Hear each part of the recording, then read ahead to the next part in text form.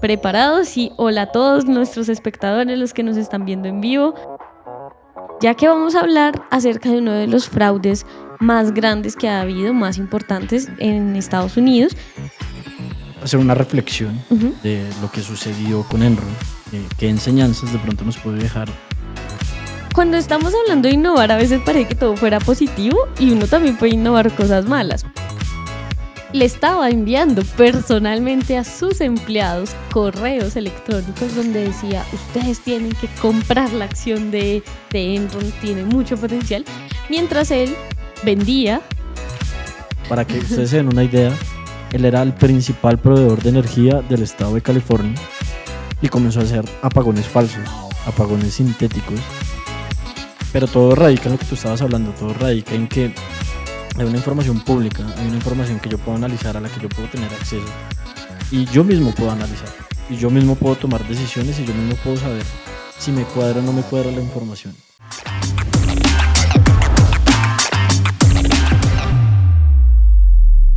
Tenemos un episodio bastante jugoso, bastante interesante, lleno de chismecitos, ¿cierto? O más bien de un chismecito, ya que vamos a hablar acerca de uno de los fraudes más grandes que ha habido, más importantes en Estados Unidos y pues en el mundo, el cual es el caso Enron. Así que preparados y hola a todos nuestros espectadores, los que nos están viendo en vivo, los saludamos. ¿Cómo van? ¿Qué tal? Feliz aquí, contento de estar en otro episodio donde vamos a hablar de un caso muy interesante, Enron. Sí. Un caso que sacudió al mundo por allá en el 2001. Exacto. Y bueno, no solamente que sacudió al mundo porque sí, porque no es un fraude normal o no es que una empresa quebró o hizo cosas y ya está, no, sino que efectivamente era una empresa llena como de innovación, llena de grandes profesionales y uno de los, o sea, estos casos son bastante importantes, bastante jugosos y podemos aprender mucho porque finalmente este podcast es para eso, aprender qué sucedió, aprender cómo podríamos sacar ventajas y también aprender, o bueno, más bien sacar conclusiones que nos ayuden si ustedes están interesados en los mercados, ya sea como inversionista, como trader, como empresario, ¿por qué no? Muchas empresas, bueno, digamos que no en todos los países de Latinoamérica es tan fácil llegar a cotizar en bolsa, pero no es imposible. Entonces, si ustedes son empresarios, también deberían aprender acerca de esta clase de casos, sobre todo porque nos damos cuenta que no solamente las personas del común son las que pueden estar engañadas, ¿no? O sea, no solamente tú que estás detrás de la pantalla diciendo, no, pero yo soy un trader chiquito, hasta ahora voy a empezar, o bueno, tal vez ya empecé, pero no sé, tengo una cuenta de $1,000 que no es tanto, no es tan bajita, pero tampoco es tanto. No, o sea, cualquier persona puede ser víctima de un fraude, cualquier persona se puede ver envuelta en un caso de estos y precisamente eso es de lo que vamos a hablar hoy. Claro, la idea es hacer una reflexión de lo que sucedió con Enron, qué enseñanzas de pronto nos puede dejar, ya que digamos este tema, o sea, el tema de ser trader, de ser empresario, de ser inversionista, es como un campo minado. Y muchas veces hay que ir con cuidado y saber dónde yo voy dando los pasos.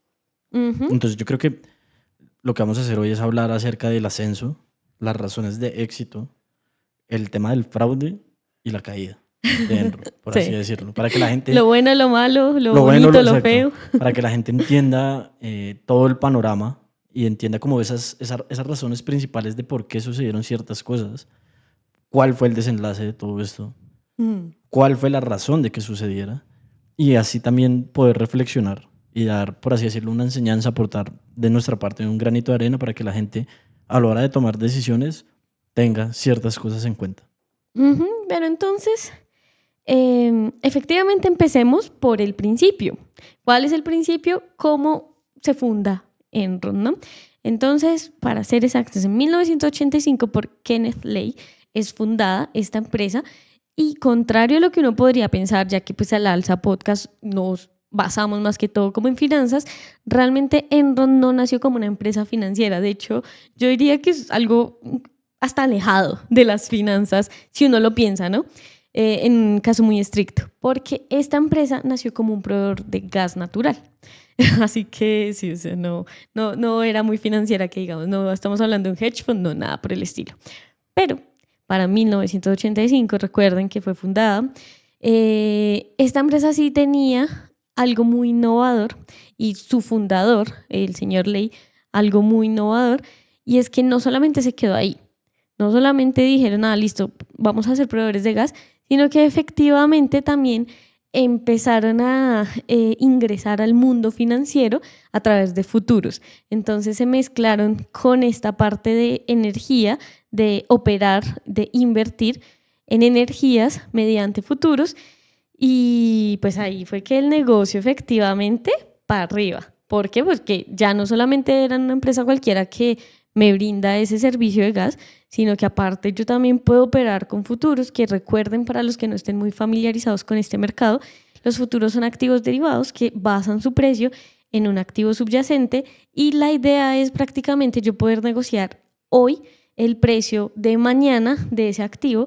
cosa que independientemente de lo que pase en los mercados, yo ya tengo como asegurado para comprar o para vender ese activo. Y eso genera que no solamente, digamos, en un caso de trading o inversión, sino precisamente para proveedores o para, por ejemplo, agricultores, cosas así, personas de ese estilo, pues tengan como aseguradas sus ventas o sus compras. Claro, básicamente lo que hizo Enron, o sea, ustedes se preguntarán cuál es la diferencia que tiene Enron con las demás empresas, porque pues Enron no es la única empresa de gas natural en Estados Unidos. Ellos lo que hicieron fue hacer un giro, o sea, comenzarse a relacionar con todo lo que tuviera con el mercado de energía. Ellos dejaron ese modelo de ser ese proveedor de gas natural, Sí. y comenzaron a invertir en cosas como temas de electricidad, o sea, suministrar electricidad, el tema de los derivados, o sea, el tema de los futuros, de que los mismos, por así decirlo, empleados comenzaran a operar, a hacer trading relacionado con el tema de la cotización de la energía, y básicamente ellos se convirtieron como en una empresa que se metía en todo lo relacionado a lo que fuera energía. Básicamente es como si fuera un buffet, como si fuera un gran menú. Como si fuera un conglomerado, Exacto, sin ser un exacto, era conglomerado. prácticamente un conglomerado de energía. Se convirtieron en ese gran buffet donde hay de todo. Ellos quisieron hacer lo mismo, y eso fue como una especie de boom. Eso fue un cambio, porque fue la primera empresa que se comenzó a entrar, no desde el mundo financiero, a negociar ese tema de energía, ese tema de especulación o de cobertura en precios, sino ellos mismos comenzaron a generar más ingresos, a generar más rentabilidad operando el tema que ya tenían conocimiento, la cotización del precio de energía. Exacto, exacto. Pero no solamente innovaron en eso, es que cuando estamos hablando de innovar, a veces parece que todo fuera positivo, y uno también puede innovar cosas malas, porque por un lado estaban innovando en temas de productos, entonces no solamente te proveo gas, sino que también puedes comprar futuros y etcétera. Ellos también estaban innovando para peor, me atrevería a decir yo, en un tema de ámbito laboral. Entonces, recuerden que esto fue antes de los 2000, ¿no? O sea, no es a día de hoy con nuestra logística y nuestro pensamiento. Con ese pensamiento más progresista, laboral de...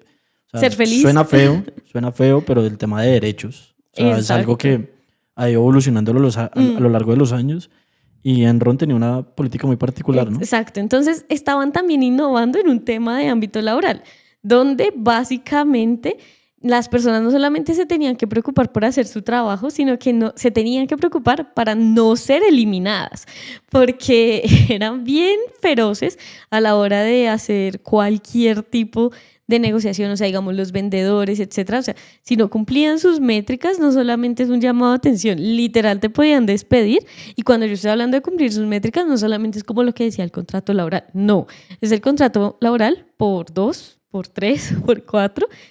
Entonces, sí.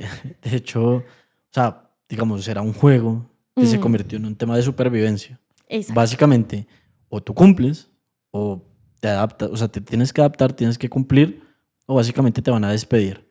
Ellos en su política lo que hacían era calificar a las personas en 1 estrella o 5 estrellas. Una estrella era la mejor calificación, así suene como contraintuitivo, pero una estrella era la mejor, 5 era la peor, y básicamente todas las semanas era como un Battle Royale, como ese juego de que se va eliminando gente. Los que estuvieran peor calificados los despedían sin compasión. Eso se podría argumentar como al principio como una política bastante positiva y exitosa para la compañía, porque hacía que la gente trabajara más, pero pasa lo que siempre pasa en las empresas. Se dejó como infectar, modificar por ese tema de la avaricia, por ese tema de la codicia, de cada vez generar más, tanto que las empresas, las personas, los empleadores comenzaron a trabajar. Los empleados. Sí, perdón. Los empleados comenzaron a trabajar alrededor de 16 horas al día, 17 horas al día, para tener una buena calificación, para cumplir con las entregas.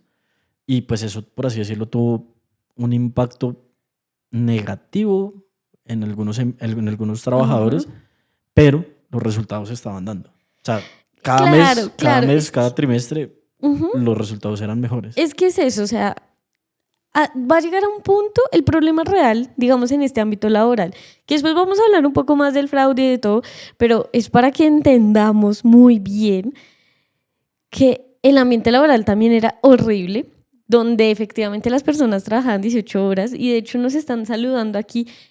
Yo les quisiera preguntar a todos los que nos están viendo en vivo y también a los que van a ver este video después que nos respondan. Que dejen en los comentarios. Sí, que nos dejen en los comentarios. ¿Cuánto les tendrían que pagar a ustedes para trabajar 18 horas? Porque te hago la pregunta a ti, Diego. ¿Cuánto te tienen que pagar para que trabajes 18 horas al día? Si yo te soy muy sincero, no creo que me deberían pagar, o sea, no creo que haya el dinero suficiente para hacerme trabajar 18 o 16 horas, aunque todos tenemos un precio, esa es la realidad. Pero yo creo que el tema era más que la gente, obviamente hay un tema económico, ¿no? Sí. O sea, la gente no quería que lo sacaran de su trabajo, de su puesto de trabajo, pero también al mismo tiempo siento que también era un tema de orgullo, ya que a ti te están calificando. Y tú no quieres sentirte como menos, tú tampoco quieres sentirte como que eres insuficiente para la empresa, que tú eres como la persona no indicada para cumplir. Y yo también siento que la gente se esforzaba de más para cumplir esas metas y esas cuotas, claro. No, aparte que también es importante tener en cuenta que es una empresa estadounidense.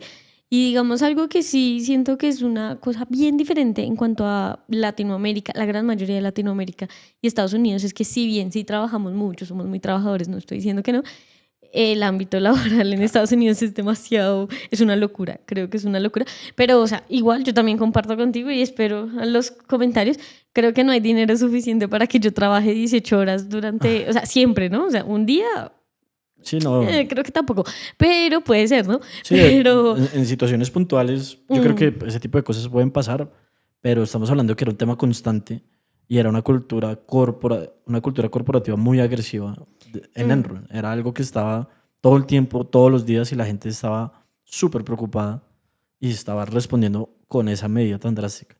Exacto. Aparte que aquí, ahora vamos a entrar un poco más, no solamente esa cultura corporativa per se en cuanto al ámbito laboral, sino que cómo eso afectaba en general a la empresa. ¿Por qué? Porque entonces ya vemos que efectivamente todas las personas, o bueno, sus empleados estaban dispuestos a trabajar hasta 18 horas al día. Esto llevados también por la ambición, porque querían más plata, porque querían ser el mejor.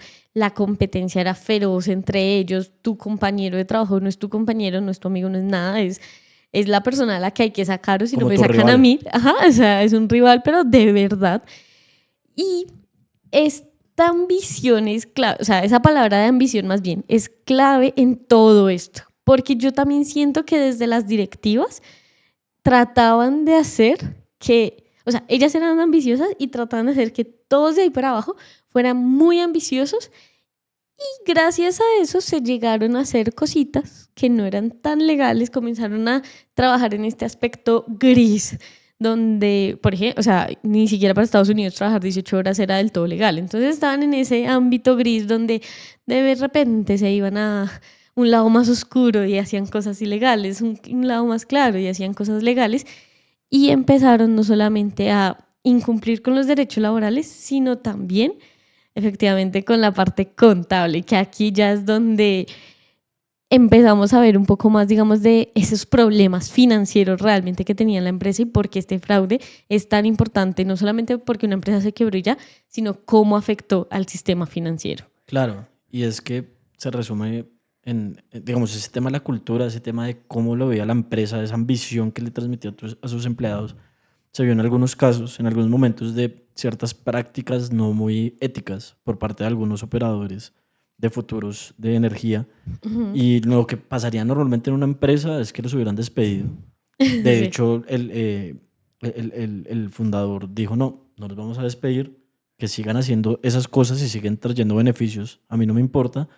Y eso más adelante también evolucionó al tema que tú estabas hablando, de ese tema de esas estrategias contables a través de unos vehículos que se llaman SPE, que son como unas, por así decirlo, unas empresas fantasma con un propósito especial, en las cuales ellos lo que hacían era cierto tipo de créditos, cierto tipo de pérdidas y cierto tipo de negocios, ponerlos en esas empresas filiales, pero esas empresas no se veían reflejadas en lo que sería el balance de la empresa principal, que era Enron.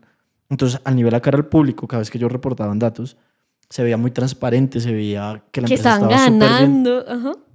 Y ellos lo que Sí, básicamente hacían era hacer un maquillaje de su sí, balance, cual La Betty la Fea, sí. la popular novela colombiana, ¿Cuál Betty la fea? Sí. cómo, ¿Cómo hace que en pañales, pero, muchachos? pero La básicamente, realidad supera la ficción. exacto, exacto. Entonces, básicamente estaban haciendo esa estrategia, estaban jugando Mm, de esa manera. También hacían otra cosita que era negociar financiación de proyectos futuros y contablemente decir que eran ingresos de ahora. Entonces, por ejemplo, decían, yo tengo un proyecto a 5 años que me va a generar $1.000 millones. Ellos, en lugar de decir, bueno, hay que hacer una tabla de, por así decirlo, amortización de esos mm. ingresos, cada año me va a llegar tanto, cada año me tengo que gastar tanto, no, ellos decían, ya me entraron esos 1.500 o 2.000 millones, porque negociaban con un banco y el banco les decía, bueno, págame a mí, Enron le decía al banco, págame a mí el 60, 70, 80% del total de los ingresos que yo voy a tener y usted se queda con el resto. Pero esos proyectos no existían. Eso simplemente era un tema de confianza, era un tema de que, pues, a imagen hacia el público, Mm, Enron mostraba una fortaleza, una solidez muy grande, o sea, era una de las principales compañías de energía de Estados Unidos. Entonces era muy atractivo para invertir. Entonces era mm. normal que la gente creyera en lo que supuestamente era transparente y en lo que supuestamente era ético y que cumplía con toda la normativa. Exacto, exacto. Además que esos proyectos de los que nos habla Diego, como tenían estas empresas fantasmas, o sea, tenían a Ecomoda allí atrás, donde si esos proyectos tenían pérdidas, pues Ecomoda era el de las pérdidas, no Enron. Entonces, claro, con esas empresas fantasmas que ellos tenían, simplemente decían, bueno, estos números rojos no son nuestros, son de estas empresas, sigamos haciendo lo que nosotros seguimos haciendo. Incluso a veces hagamos que otras personas sí compren o inviertan en ciertas cositas y eso nos ayuda y medio manipulamos esas cosas, pero pues todo acá perfecto, pero entonces ustedes dirán, ¿cómo así? Pero si yo soy un empresario y a mí siempre me auditan, ¿qué pasó? ¿No habían auditores en Estados Unidos? Ese también es otro problema. Los señores auditores que se supone estaban auditando esta empresa, pues callados, eso no pasa nada, no pasaba nada. Ahí todo estaba perfecto, la contabilidad estaba perfecta. Entonces sí, muchas veces tristemente en los mercados, y esto es para todos ustedes, esta es una lección muy importante cuando estamos hablando de esta clase de casos de fraude. En este caso que es de una empresa, pero va a suceder en cualquier ámbito en cuanto a los mercados.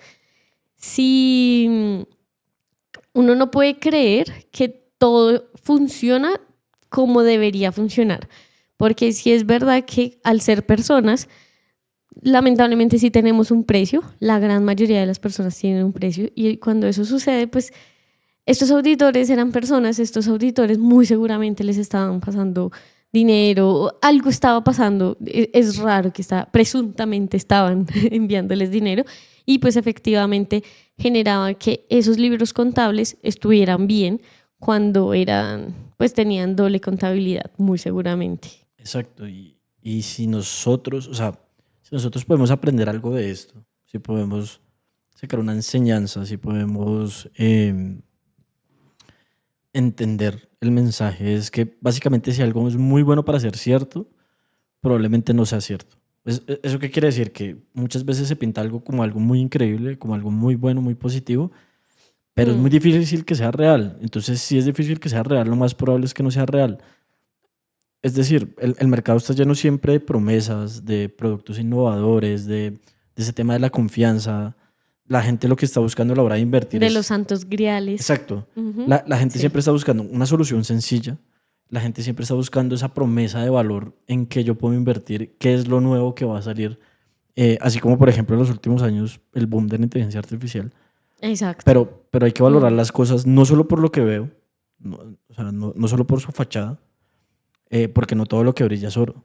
Exacto. No, y no solo eso, que realmente esto aplica no solo para las empresas, esto es otra de las lecciones, de las grandes lecciones que tenemos que aprender como traders, inversionistas o empresarios. Efectivamente, siempre estamos buscando una manera fácil, rápida y pues ventajosa para nosotros para obtener dinero. Y sobre todo estos lugares donde el dinero se hace fácil son los más llamativos, son los que más marketing tienen. Porque Enron en su momento, básicamente, no estoy diciendo que manejaron marketing como el de hoy, pero sí, se vendía como algo súper bueno, siempre estaba teniendo ganancias y ninguna empresa, o no es tan normal que las empresas siempre tengan ganancias. O sea, es como de humanos fallar, ¿no? Es normal. Y es algo muy Ajá, cíclico también. exacto, es normal que tú como trader, tú como inversionista, tú como empresario tengas altibajos. Digamos que los crecimientos constantes son un sueño, pero es eso, es como casi que un ideal, pero no es tan real. Entonces, este es uno de los mensajes más importantes como traders, de hecho. Cuando ustedes escuchen que algo solo está subiendo, que de hecho ya ha pasado también, digamos, en el caso de criptomonedas, en el caso de índices, donde todas las personas, no, sí, esto está subiendo y es lo mejor del mundo, muy seguramente hay algo ahí encerrado que no necesariamente es ilegal. En este caso sí tuvo parte ilegal, pero no siempre es ilegal, pero a veces sí puede ser un poco, no sé, digamos que muchas personas están manteniendo, esperando a que llegue a otro precio y justo van a vender. Hay cositas que no son ilegales, tal vez y poco éticas, pero tengan mucho cuidado con eso, porque efectivamente no todo lo que brilla es oro. En el caso de Enron y muchos más casos que hemos analizado acá, casi siempre nos damos cuenta que muchas veces los grandes jugadores del mercado juegan con nosotros los más chiquiticos, porque los traders retail son los más chiquiticos del mercado, son las ovejas del mercado lastimosamente, o bueno, para bien o para mal. O sea, a veces es bueno, a veces es malo. Sí, y finalmente son los más afectados también. Claro, básicamente el mensaje o la reflexión es, hay que entender en qué estoy invirtiendo yo. O sea, eso lo hemos dicho en varios podcasts. Yo tengo que entender qué estoy haciendo. Si estoy invirtiendo en algo, el por qué, la empresa está bien, la criptomoneda está bien, promete la acción, cómo está el país, si es una divisa, cómo están los índices. Entonces, es entender la razón del valor y por qué el valor que tiene es justo o no es justo. Pero no ir tan a ciegas, no ir tan en confianza simplemente por una rentabilidad, sino simplemente yo entender qué es lo que está pasando detrás, entender las razones, mis propias razones. Eso es otra cosa bastante importante. No necesariamente tiene que coincidir con lo que diga todo el mundo, no tiene que coincidir con lo que nosotros pensamos, con lo que piensan los analistas, sino yo entender el por qué estoy tomando una decisión. Y si yo soy coherente con lo que yo hago, es muy probable que en el largo plazo me vaya muy bien. Exacto. Pero bueno, continuando con el caso de Enron, para no desviarnos más, empecemos. ¿Cuál fue exactamente la crisis? ¿Qué sucedió? Porque hemos estado hablando, estaban haciendo cositas no tan legales, se creían Betty la Fea, tenían Ecomoda, pero ¿qué sucedió? ¿Cuál fue la crisis? Entonces, en el 2001, la crisis estalló. En diciembre, la empresa se declara en quiebra. Pero entonces, ¿qué estaba pasando anteriormente? Porque sí, no es como que se quebrara y ya. 4 meses antes, lo peor de todo es esto, este señor fundador, el señor Kenneth Lay, le estaba enviando personalmente a sus empleados correos electrónicos donde decía, ustedes tienen que comprar la acción de Enron, tiene mucho potencial, mientras él vendía y vendió, no me acuerdo cuántas acciones, pero fue por un valor de 2 millones, 90.000 acciones, algo así. El caso es que fue por un valor de 2 millones, recuerden, 2.000, o sea, no diferentes, inflación, todo. Y cuando cae este escándalo de la quiebra, no solamente estaban las personas diciendo como, pobrecitos, tuvieron una mala práctica. No, ahí se destapó todo ese fraude, todo este Ecomoda, en serio, que estaba sucediendo, ese dinero que se estaba enviando a otras partes. Y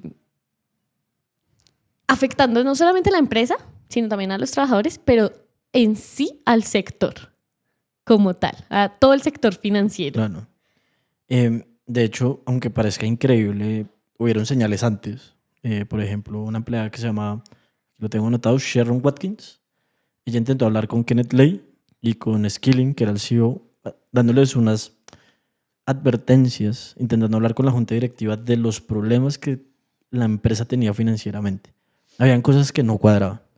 Ella lo reportó, diciendo como, a mí no me cuadran estas cosas, estas cuentas, dónde están las contrapartidas, un montón de cosas.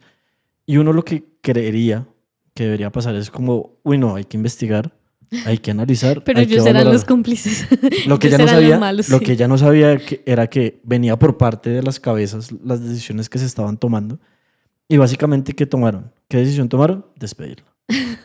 Pobrecita, o sea, la verdad es muy de malas, como decimos en Colombia. O sea, la verdad, pobrecita, pero ni tan pobrecita. Aquí, digamos, es algo interesante en esta historia. Obviamente, muchas personas fueron a juicio, los investigaron, etcétera. A ella no, o sea, no en un mal sentido, precisamente por eso. Así que, y esto pasa mucho en los mercados, mucho. ¿En qué sentido? Por ejemplo, si tú eres trader o si estás en busca de un broker, si estás en busca de una academia, etcétera, han habido muchos casos de fraude donde las mismas personas que pues eran los estudiantes o pues los clientes de estas compañías son las que denuncian y gracias a eso se destapan estos fraudes. Se ve la realidad. Ajá, así que tengan también, estén muy pendientes de eso, siempre denuncien, siempre tengan como mucha precaución, porque digamos en este caso ella se salvó precisamente por eso, porque si fue una de las que denunció, porque lamentablemente muchos traders y muchas personas que estaban involucrados en la operación, que tal vez no necesariamente eran culpables, sí terminaron manchados y muchas personas Claro. ya no podían volver a trabajar en porque este mundo. lo que sucedió con ese tema de la denuncia básicamente fue que la despidieran a ella, la empresa siguiera trabajando igual, o sea, los empleados igual, las decisiones de la empresa igual, el tema de los auditores de ¿cómo es? Arthur Andersen, que era la quinta empresa auditoría más grande de Estados Unidos, todo normal, y pues básicamente todo se quedó como en una oscuridad, todo se quedó como en el olvido, nadie hizo caso. A lo que De ella hecho, decía. una periodista, ahorita no me acuerdo el nombre, ella publicó un artículo en la revista Fortune hablando de Enron, de si estaba sobrevalorada. No hablaba de una estafa, estaba hablando de que era sobrevalorada, pero como que ya comenzaban a surgir ciertas duditas. Y cuando comienzan a surgir esas dudas, o sea, cuando como que uno comienza a escuchar rumores, problemas, y tú hablas y te preguntan, bueno, o sea, y uno pregunta qué está pasando, y a ti te dicen, no, todo está bien, no te preocupes, todo está súper bien. Hay algo raro. O sea, a ti cuando tú tienes unas dudas y es una compañía seria o es una inversión seria, a ti te resuelven las dudas. No te dicen todo está bien, sino te las resuelven. Mira, está pasando esto, el problema es esto, hay problemas en esto, pero no te dan una respuesta general. Exacto. Y eso era algo que estaba pasando con Enron. Sí. De hecho, muchos también, hay algunas pocas versiones, porque lamentablemente muchos inversionistas sí perdieron su dinero, pero si ustedes se ponen a encontrar y a investigar un poco más del caso, hay algunos poquitos inversionistas, poquitos traders que se salvaron de perder todo su dinero, que incluso ganaron, precisamente porque como dice el dicho, cuando el río suena es porque piedras llevan, cuando comenzaron a escuchar todo este ruido, prefirieron quitar, no sé, vender las acciones que tenían o pues cerrar las posiciones que tenían, ya sean en corto o largo, precisamente por eso, porque nadie respondía, nada pasaba, nada, de la nada los altos ejecutivos estaban vendiendo acciones, callados obviamente, pero en esta vida no hay nada tan oculto, ¿no? Entonces sí, había como que algunas personas estaban diciendo, sí está pasando esto, otras que no, etcétera, etcétera. Algunos pocos sí fueron capaces de no perder tanto, pero no sucedió en la gran mayoría. En la gran mayoría. Pero eso es algo que sí pueden aprender. O sea, la gran mayoría de veces que ocurre un fraude, digamos como de Mejía acá en Colombia, por ejemplo, la gran mayoría de veces sí hay pequeñas señales que nos dan como ciertas señales como de alarma. Pero bueno, en 2001, efectivamente, después de que en diciembre ellos se declaran en quiebra, no solamente salió afectado todo el mercado de energías como tal, sino se vio afectado el mercado financiero. Y bueno, de hecho acá tenemos una pregunta que nos dice cuál era el modelo de negocio inicial de Enron. Ellos eran solamente proveedores, recuerden, eran proveedores de gas natural, o sea, nada que ver con el mercado financiero. Pero debido a que comenzaron con futuros, ya tenían mesa de dinero, o sea, futuros de energía y todo este tema, fue que al quebrar, y también porque ya estaban negociando en bolsa, o sea, la acción de Enron era pública, Cotizaba en la Bolsa de cotizaba, Valores de Nueva York. como cotizaba en bolsa, la acción de Enron, la empresa era pública. Por eso también es que tembló tanto el mercado financiero, Claro. porque ¿cómo es posible que una empresa que está auditada, o sea, que está mostrando sus resultados financieros, que está como tal en el mercado financiero, o sea, no solamente está cotizando, sino que también tiene como tal todo un sistema en cuanto Una a regulación futuros, también. tiene traders, o sea, está en el ecosistema como tal financiero? ¿Cómo es posible que se quiebre de la nada? Supuestamente, ¿no? Porque supuestamente Sí, o sea, se quebró de la nada. era un tema de que como que no se lograba ver venir, o sea, faltaba un tema siento yo por parte de la empresa, faltaba un tema de transparencia, Exacto. que es en lo que para mí se fundamenta el tema del trading. Yo tengo acceso a una información y tengo que tomar unas decisiones basándome en eso. Y cuando a mí lo que yo estoy viendo no como que se relaciona con lo que está pasando, ahí es una señal de alarma. Y era lo que tú decías. Había un tema de unas auditorías, había un tema de un montón de cosas, de un tema de regulaciones y las alarmas no saltaron por ningún lado. Ahí es cuando básicamente de un momento a otro se acaba Enron y al gobierno de Estados Unidos le toca tomar una decisión de regular y de imponer cierto tipo de leyes un poquito más fuertes sobre el tema de las auditorías, sobre el tema de las regulaciones, para que este caso no se volviera a repetir. Exacto, porque este caso, como ya dije, hizo temblar no solamente al sector de energía, sino también al sector financiero. Dejó a desempleados a más de 60.000 personas. O sea, la verdad fue una catástrofe. Muchos inversionistas perdieron su dinero. Lastimosamente, los dueños, los directivos, eso sí, no perdieron su dinero, obviamente. Pero sí muchos inversionistas perdieron su dinero. Y con esta regulación nueva que generaba, también cambiaron muchas otras empresas, mucha parte del sector financiero. Lastimosamente, de hecho ya hemos hablado de otros casos donde pues pasan fraudes más adelante o las crisis, etcétera. Todo este tema de regulación de los mercados siempre es un poco complicado porque siempre depende como del gobierno, ¿no? Del gobierno de turno. Claro, de hecho, bueno, no sé si venga el caso, si sea tan interesante o no sea tan interesante, pero el punto es que el dueño, el fundador Kenneth Kay, era amigo personal de Bush, que en ese momento era presidente. Eran amiguis. Y el fundador era una persona que él siempre creyó en el tema de la desregulación de los mercados energéticos. Él no hablaba tanto del mercado financiero, pero sí del tema de que el mercado energético no estuviera tan regulado, y a medida que se fue desregulando, él empezó a hacer sus cositas. Él comenzó a hacer sus cosas. Para que ustedes se den una idea, él era el principal proveedor de energía del estado de California y comenzó a hacer apagones falsos, apagones sintéticos, para que la cotización del precio de la energía subiera y él pudiera ganar más dinero operando los futuros de energía como tal. Claro. O sea, transparencia no había en Enron, que de hecho es una palabra fundamental. Una de las características principales para que un mercado sea considerado un mercado financiero es efectivamente que tenga transparencia. Así que es paradójico que en esta empresa parecía que eso no existiera. No. Ellos solo se preocupaban por el tema de los dividendos y las ganancias de los accionistas, al fin y al cabo. Y ni siquiera de los accionistas, de ellos. Claro, bueno, de ellos. Los accionistas mayoritarios, vamos a decirle. Exacto. Pero entonces, ¿ya qué conclusiones se sacan después de esto? Porque obviamente después empezó todo un juicio, etcétera. Lastimosamente, en estos casos ya nos hemos dado cuenta que no necesariamente los malos, entre comillas, siempre reciben como como un juicio justo, por así decirlo. Lastimosamente, sí creo que la vida no es del todo justa. No. Y tampoco era, o sea, sí era claro que no estaban haciendo cosas legales, obviamente, pero las pruebas a veces sí fallan en ciertas cositas. Pero bueno, más allá de eso, porque eso ya es como más político, para abogados, digámoslo, ¿qué podemos aprender nosotros como personas interesadas en finanzas en casos como estos? Porque estos casos se siguen presenciando. De hecho, vamos a hablar a futuro de un caso en Colombia, por ejemplo, que pasó, no me acuerdo cuándo pasó, pero bueno, vamos a hablar de ese caso. No fue hace tanto. De Interbolsa. Sí, de fraude. No solamente estamos hablando de Estados Unidos, no, hablamos también de cosas locales, precisamente porque sí ocurren muchos estos fraudes y el sistema financiero, al ser un mercado no tan comprendido, lastimosamente no todas las personas tienen tanta información como para entender cómo funcionan, no sé, las acciones, cómo funciona la bolsa, cómo funciona todo esto.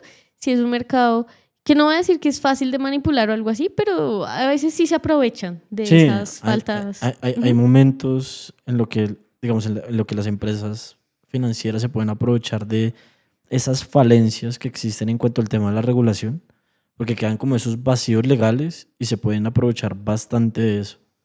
O sea, se pueden aprovechar de esos vacíos porque es lo que tú dices. Pensemos que los mercados financieros hay demasiada información. Es imposible que todo el mundo tenga acceso a todo eso. O sea, no creo que haya una persona que pueda tener tanta información en la cabeza.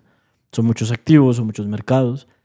Y pues básicamente lo que pasa es que hay tanto que se puede hacer que pueden haber vacíos y hay empresas que se aprovechan de eso. Por eso el tema de la transparencia es fundamental. Eh, y pues básicamente no solo ha surgido aquí en Colombia, no ha surgido solo en Estados Unidos, sino es algo que puede pasar en cualquier país del mundo, en cualquier mercado y en cualquier momento. Sí, aparte tengan en cuenta que esta parte como de doble contabilidad, que a la final fue lo que Enron hizo, eh, que ellos tenían estas otras empresas, por eso les hablábamos como de Betty la Fea, si han visto la novela, que simplemente usaban otra empresa para mandar pues esas pérdidas que estaban teniendo o cualquier caso malo que le salía, cualquier pérdida que salían, simplemente no la gestionaban como la contabilidad de la empresa, sino que la tenía era otra empresa. O sea, literal lo que pasó en Betty la Fea. Y para los que no la han visto, es muy buena novela, véanla. No mentiras. Pero sí, estaban enviando todos esos números rojos a través de la contabilidad a otras empresas. Ellos solamente tenían ganancias. No era transparente. Y así ustedes también se pueden dar cuenta cómo una empresa puede desestabilizar totalmente a un mercado, al mercado financiero. Porque claro, esta empresa, como ya les dije, cotizaba en bolsa, esta empresa tenía traders y estaban haciendo muchas de estas transacciones fraudulentas que no siempre tenían ganancias, pero estaban presentando como que sí siempre tenían ganancias. Así que algo interesante, si ustedes sobre todo están interesados en ser inversionistas, porque pues el trading y la inversión es diferente, si ustedes están interesados en ser inversionistas, siempre estén muy atentos también a los estados de resultados. En los estados de resultados, si bien hay muchas personas que decían, pero es que los estaban maquillando. La misma Sharon Watkins, ¿era que se llamaba? Ella se dio cuenta que había inconsistencias en los estados de resultados. No se necesita ser un gran financista, tal vez sí un gran inversor, pero no un gran financista para darse cuenta que efectivamente habían cuentas que salían como de la nada, básicamente. Si ustedes en verdad quieren invertir y siguen el ROE, bueno, todos estos como indicadores financieros, ahí sí se dan cuenta ciertas personas de que tal vez había como gato encerrado, ¿no? Había algo que no estaba generando o que no estaba siendo tan claro con esta empresa. Y ese es el fraude principal. Tenían doble contabilidad, como ya les dije, no tenían transparencia y es una práctica que lamentablemente sí muchas empresas usaron y pues siguen usando, y si están en bolsa o algo así, no necesariamente eso las hace, digamos, o sea, no podríamos confiarnos de que pues están auditadas o algo así. A día de hoy es mucho más difícil, diría yo, hacer una Falsificar ese clase, tipo de cosas, claro. pero tampoco creo que es imposible. Bueno, pues obviamente imposible no es. Nada. Lo que sí, digamos, afortunadamente en los años recientes no han habido casos de ese estilo. tan Sí, no, grandes no, no como tal cual. Enron o cosas como lo que pasó en 2008. Pero todo radica en lo que tú estabas hablando, todo radica en que hay una información pública, hay una información que yo puedo analizar, a la que yo puedo tener acceso y yo mismo puedo analizar y yo mismo puedo tomar decisiones y yo mismo puedo saber si me cuadra o no me cuadra la información. Obviamente es difícil, obviamente analizar todo ese tipo de cosas no es tan sencillo, pero sí existe la posibilidad de que yo tome las decisiones por lo menos con la información que yo tengo. Y Ujú. eso es valioso. Eso es valioso porque tampoco tengo que estar siguiendo como un corderito a la gente, ¿Y qué están haciendo? ni ¿Qué qué me están están diciendo haciendo, los vendedores, sino los yo, traders? yo mismo puedo tomar decisiones. Yo Mm, mismo puedo tomar cierto tipo de acciones basándome en mi criterio, en lo que yo creo, y no dependiendo de los demás. Porque aquí siempre hay un efecto que se llama el tema del FOMO, que es el miedo a quedarse por fuera. mm.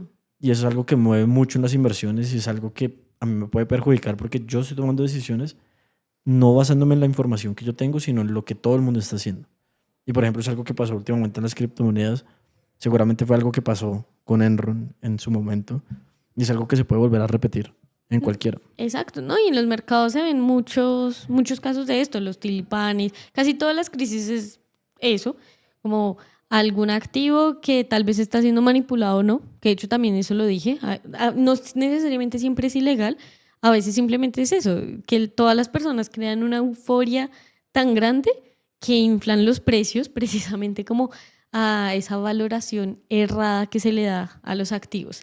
Y bueno, otra conclusión bastante importante en casos de este estilo, que de hecho también vamos a hablar mucho cuando estemos hablando de historias como de fraude, es que uno de los principales problemas es que las personas al momento de invertir, de hacer trading o incluso empresarios al momento de crear su empresa, no están del todo como bien informadas. Es siempre, siempre, siempre. Ellas no están bien informadas, todos nosotros, me incluyo, no estamos bien informados en qué sentido. No siempre se hace la valoración de la empresa, del activo que estoy haciendo, no siempre estoy revisando, no sé, si son un par de monedas, cómo están los intereses de esas regiones o de esos países, si es una acción, cómo están los libros contables de ese activo.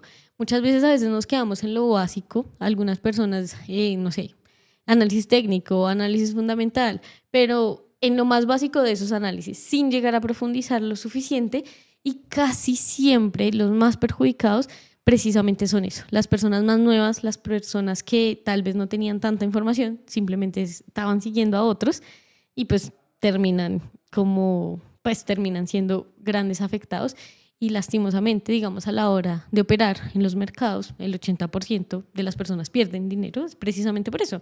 No necesariamente porque los mercados sean difíciles, sino porque aunque haya mucha información en el mercado, no sabemos cómo procesarla. Claro. Y adicional a eso que tú me estás diciendo, algo que pasa bastante es que a la gente no le gusta preguntar. ¿Por qué?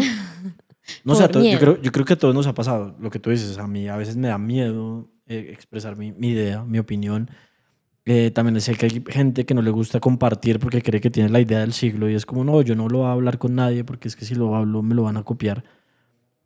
Pero el punto es que no se pregunta y no se contrasta información. Mm, Y eso se aplica para muchísimas cosas. O sea, por ejemplo, para el tema de escoger un broker, para mm. escoger una academia, para escoger un mentor, para escoger en qué voy a invertir. Son cosas que yo debería contrastar la información y preguntar. Si yo tengo dudas, pregunte. O sea, ¿qué es lo peor que puede pasar? Que me digan, no sé. Sí, en el caso de Enron, muchos inversionistas, luego de que llegó todo este caso de la quiebra, muchos inversionistas sí llegaban a decir, ah, sí, a mí se me hacía raro en el estado de resultados tal, o que veíamos el balance de esta manera, pero nunca preguntamos. O sea, muchas veces se decía Exacto. eso. Si todas esas preguntas se hubiesen dicho, tal vez, o sea, no se iba a evitar el fraude per No, no se, había forma. pero, sí, no, pero tal vez se hubiese evitado que más personas siguieran comprando la acción, por ejemplo. Porque de hecho ahorita les vamos a compartir el gráfico en unos momentos mientras producción lo gestiona y aquí junto con Diego. Sí, pero entonces cuando uno ve el gráfico, uno se da cuenta de algo muy interesante y es que en un pico estaba bajando y volvió a subir precisamente porque esa euforia y toda esa misinformation, no sé cómo se dice eso en español, perdón. Esa falta de información, no, esa desinformación.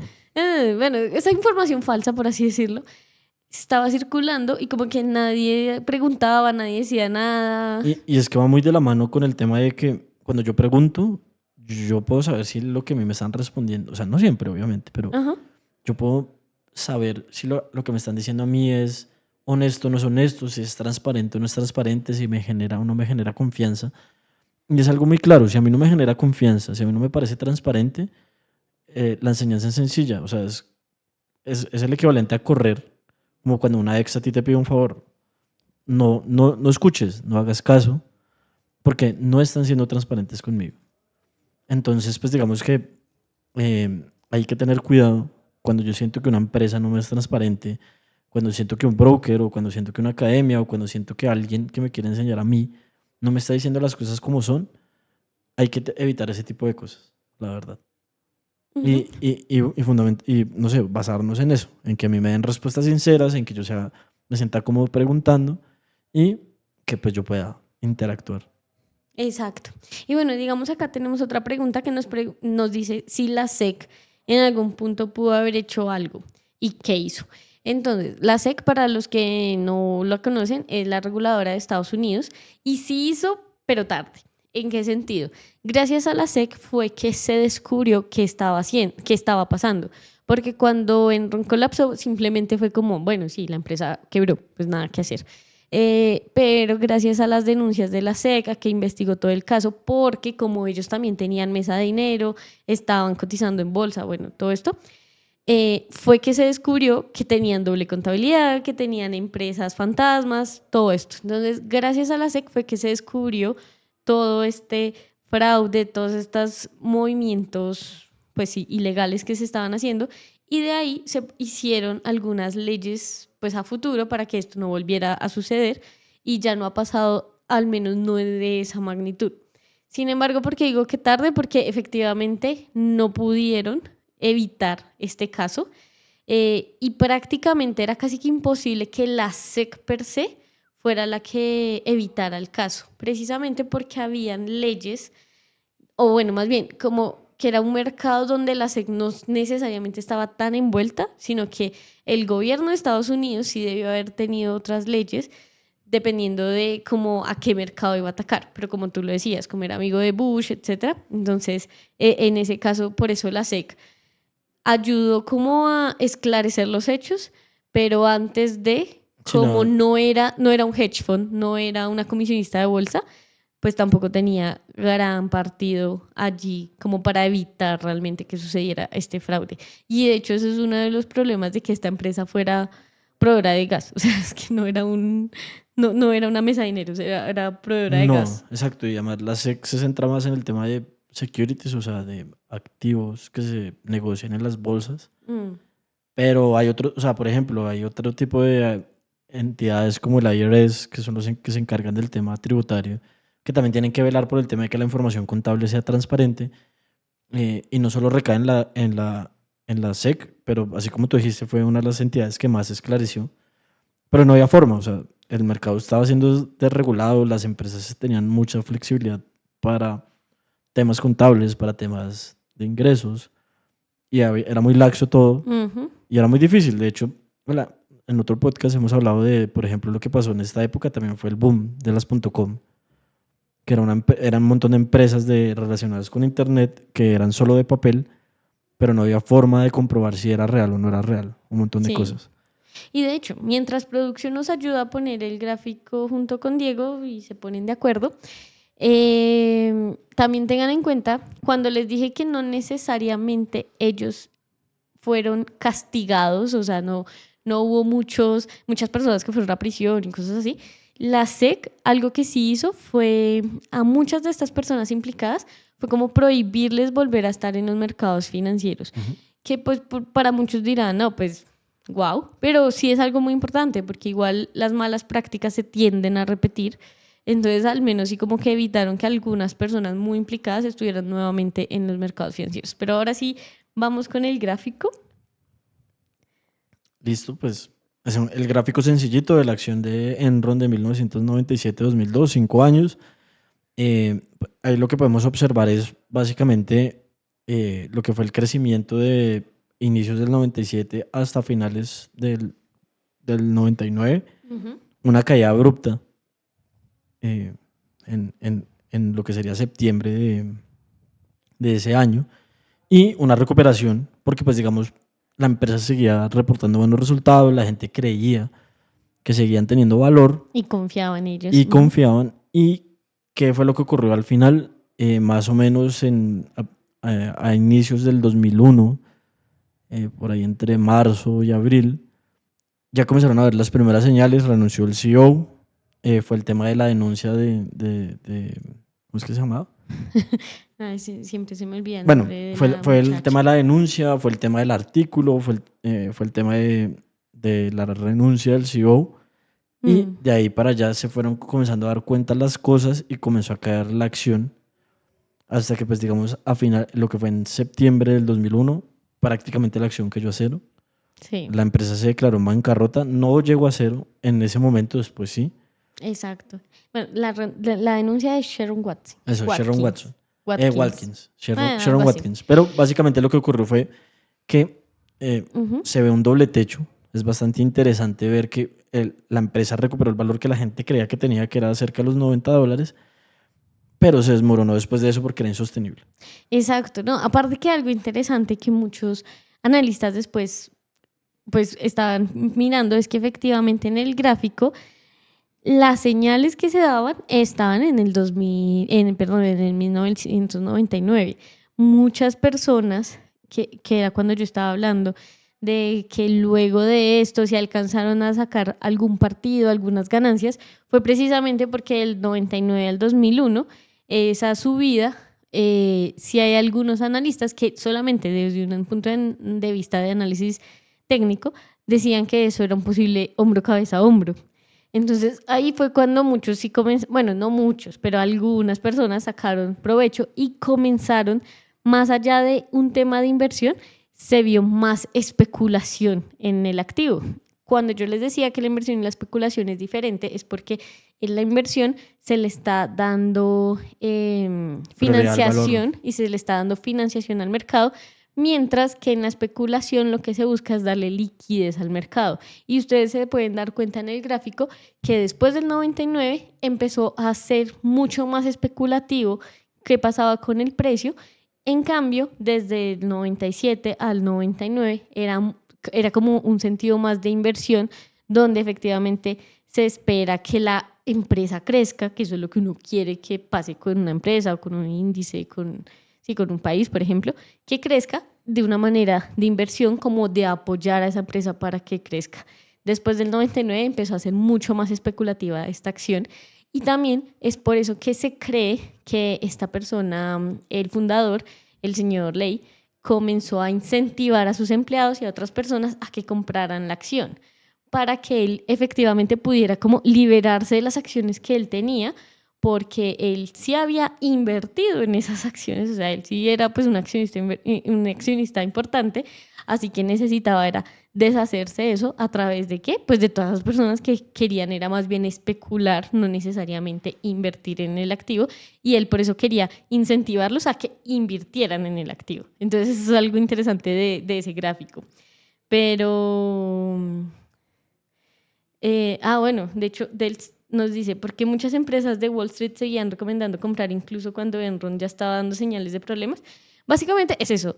O sea, de hecho, es que hasta los directivos, o sea, 4 meses de la quiebra, los directivos mismos estaban enviando correos personalmente de que la empresa era genial, de que habían ganancias. O sea, antes de que declararan en quiebras, la empresa no presentaba números rojos, porque como todo estaba en estas empresas fantasmas, la empresa estaba bien, la empresa estaba bien, la empresa no tenía mayores problemas en cuanto a todos estos nuevas inversiones que estaba haciendo, todos sus proyectos estaban marchando bien. Entonces sí, efectivamente, en Wall Street también muchas personas estaban diciendo, compren, compren, compren, compren, pero también es por eso que después, o sea, casi siempre se analiza desde después porque es mucho más fácil de observar los gráficos así, desde el 99, perdón, hasta el 2000, finales como del 2000, no, principios, perdón, del 2001, también empezó a ser mucho más especulativa y no solo inversión. Precisamente por eso, porque sí habían muchas preguntas, pocas respuestas para esas preguntas, pero la acción estaba bien. Claro, claro, y entonces, digamos, se seguía recomendando también los analistas porque muchas veces una recomendación no se tiene que ver, así como tú decías, de inversión, sino también muchas veces es de oportunidad. Y a pesar de que yo creo que de pronto la acción no vale lo que vale, si yo veo el volumen y la liquidez necesaria, yo me puedo aprovechar de sus movimientos y eso era lo que ocurría con Enron. Igual la gente todavía no estaba tan segura de que si era una estafa o no, sino lo que se discutía en esa época era si estaba sobrevalorada. Y pues era una oportunidad. Y básicamente se siguió recomendando porque era una oportunidad que a la larga después se dio cuenta que era una estafa, un fraude. Y por eso fue que el precio llegó a cero, porque la empresa no valía nada. Sí, exacto. Y bueno, ya como a manera de conclusión, algo también importante que nos deja este caso es, bueno, sí, obviamente cuidarnos de los fraudes y es muy bueno, tal vez tiene algo malo, pero no solo eso, también recuerden siempre que si van a invertir, si van a operar, si van a hacer cualquier cosa en la vida, estén muy seguros de que entiendan lo que necesitan, porque muchos inversionistas también decían, no entiendo exactamente qué hace Enron. A veces simplemente era un proveedor de gas, a veces estaba más relacionado con los futuros, o sea, incluso habían inversionistas que no entendían quién era Enron, qué era la empresa Enron, o que simplemente siempre lo vieron como un proveedor de gas y no más allá cuando Enron tenía muchas como líneas de negocios, por así decirlo. Entonces, siempre estén muy atentos a qué están haciendo, en qué están invirtiendo, tengan toda la información posible, no se dejen llevar solamente por el FOMO. Ni por los Y rumores. exacto, ni por los rumores. Aparte que si es algo muy bueno, o sea, si hay algo muy bueno que les da 300% de rentabilidad todos los días, tengan cuidado. Tal vez tengan cuidado, no les voy a decir que no lo hagan, pero tengan cuidado. Y bueno, Diego, espero que todos hayan disfrutado de este capítulo, que hayan aprendido bastante acerca de las diferentes prácticas que podemos evitar o que podemos observar en los mercados, que efectivamente Betty la Fea sí es real, no solamente es una novela.